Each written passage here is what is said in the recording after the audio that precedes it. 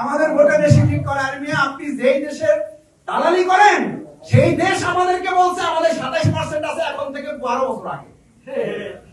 বলছে না, বলে নাই? তাদের প্রেসিডেন্ট বলে গেছে 27% আমাদের। আমরা ওই তোমাদের 27% কাউন্ট করি না, আর তোমার ওই 10% আমরা কাউন্ট করি না। কত পার্সেন্ট জামাত ইসলামী এটা তুমি কিংবা কোন রাষ্ট্র ঠিক করবে না, এটা ঠিক করবে দেশের জনগণ। সময় বলে দেবে ইনশাআল্লাহ। কত পার্সেন্ট নিয়ে দেশের রাজনীতি করে, টেলিভিশনের টক শোর মাধ্যমে এই পার্সেন্টেজ নির্ধারিত হবে না ইনশাআল্লাহ। সেজন্য সম্মানিত সাথী বন্ধুরা, আমাদের এই যুবকদের জন্যই গোটা জীবনের হিসাব দেওয়ার কথা হাদিসে উল্লেখ করা আছে, তার মধ্যে আলাদা করে আবার তোমাদের এই যৌবনের হিসাব দিতে হবে। এই জন্য জান্নাত তোমাদের, এই জন্য জান্নাত এই বয়সে, এই জন্য জান্নাত এই টার্গেটের এই সময়ে। সুতরাং জান্নাত প্রাপ্তির জন্য আমরা আমাদের এই প্রিয় মাতৃভূমি বাংলাদেশটাকে একটা জান্নাতের টুকরা বানাবো ইনশাআল্লাহ।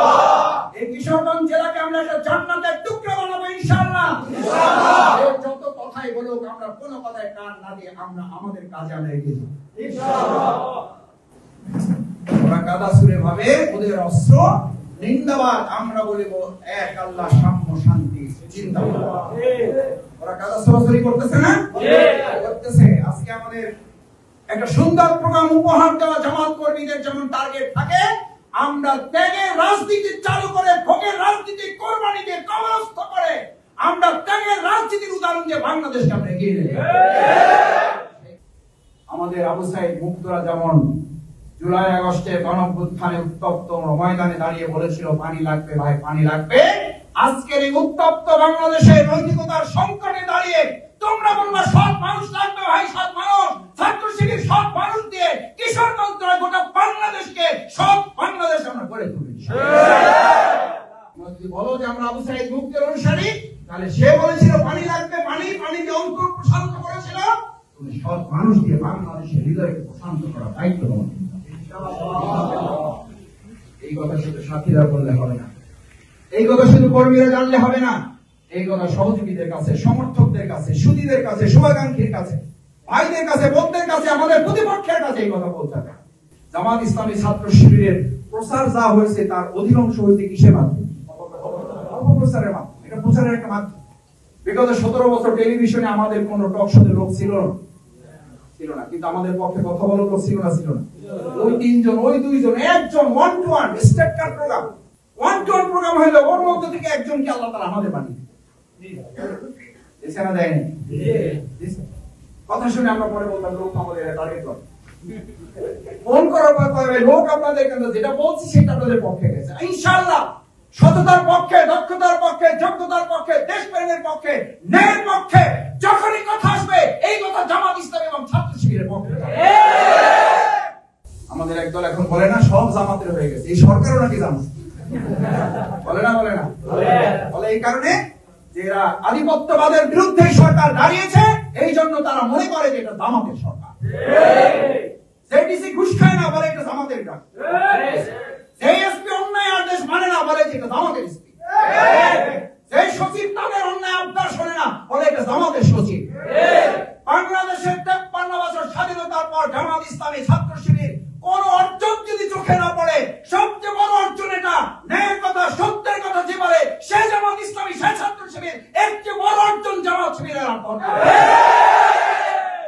এই জমিন যখন রক্ত ঝরবে, ঘাম ঝরবে, এখানে যখন আমাদের চোখের পানি ঝরবে, আমাদের 3টা গুরুত্বপূর্ণ অস্ত্র, চোখের পানি, শরীরের ঘাম, আর হলো যদি প্রয়োজন হয় আমরা রক্ত দেব। 3টার বিনিময়ে ওদিকে যেমন সার, ওদিকে যেমন ঔষধ, ওদিকে যেমন আগাছা উৎপাদনের মধ্য দিয়ে একটা জমিনকে ফসল যুক্ত করে মানুষের কল্যাণে দেওয়া হয়, আমরা আমাদের রক্ত, ঘাম, চোখের পানি দিয়ে বাংলাদেশের জনগণের কাছে ইসলামের সুফল আমরা পৌঁছে দিতে রাজি আছি ইনশাআল্লাহ। রাজি আছো? ঘাম লাগলে ঘাম দিবা, চোখের পানি, যদি লাগে রক্ত। শিবিরকে ভালোবেসে দুনিয়ার সমস্ত কিছু থেকে নিজেদেরকে মুক্ত রাখা সম্ভব। শিবিরকে ভালোবেসেছি বলে আর কাউকে ভালোবাসার সময় পাই না, রিয়েলি পাই নাই। এখন মাঝে মাঝে মনে হয় ইউনিভার্সিটির ছাত্রছাত্রীদের দেখে আল্লাহ মাফ করছে, ওইটা যদি এখন বুঝতাম তাহলে হয়তো আল্লাহ না করুন কোন দিকে চলে যেতাম। ওটা বুঝতে সময় পাই নাই। ছাত্র শিবির এমন ব্যস্ত রেখেছে এক আল্লাহ আল্লাহর ইসলামকে ভালোবাসা ছাড়া অন্য ভালোবাসার আমাদের মাথার মধ্যে ঢোকার সুযোগ শয়তান। তোমাদের যৌবনের ভালোবাসার নাম কি?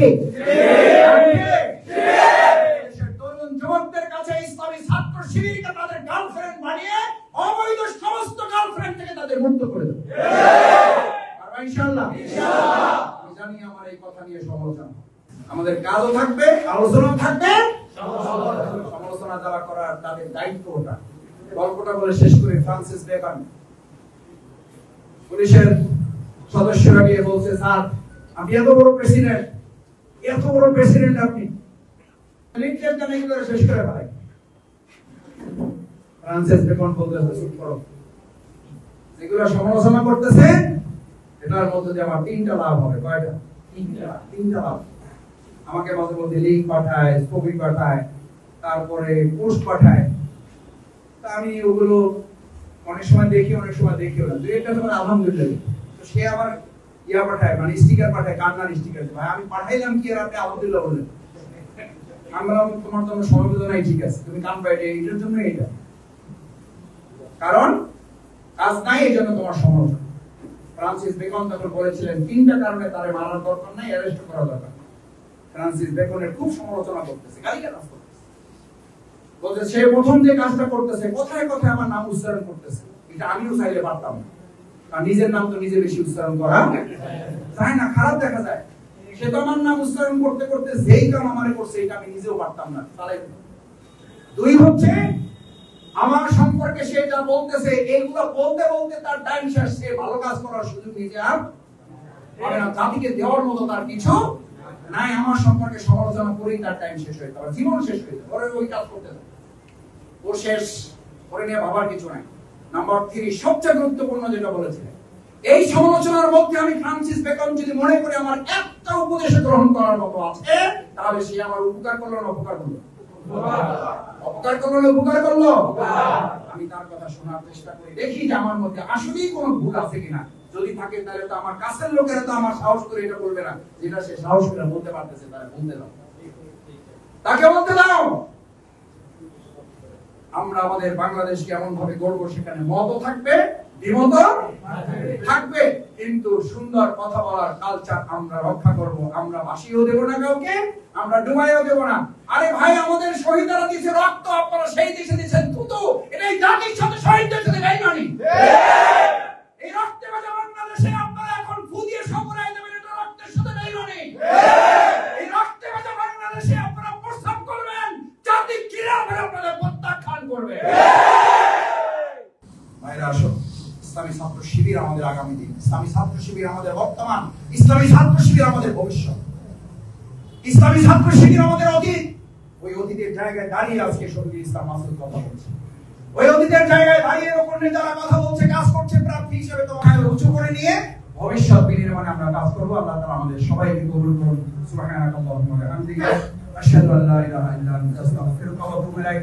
আসসালামু আলাইকুম ওয়া রাহমাতুল্লাহি ওয়া বারাকাতুহু।